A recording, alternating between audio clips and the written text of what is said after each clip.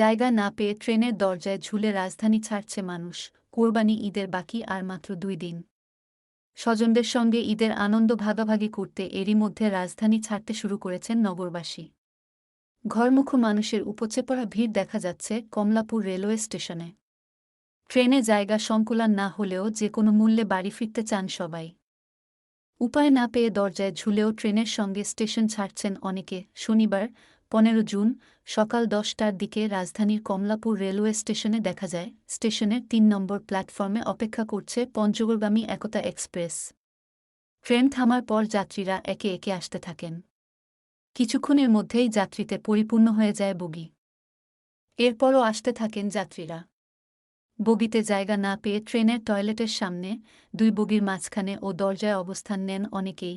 Train ছাড়ার কিছুক্ষণ আগে দরজায় ঝুলতে থাকেন অনেকেই। সকাল ১০টা ১৮ মিনিটে স্টেশন ছেড়ে যায় একতা এক্সপ্রেস।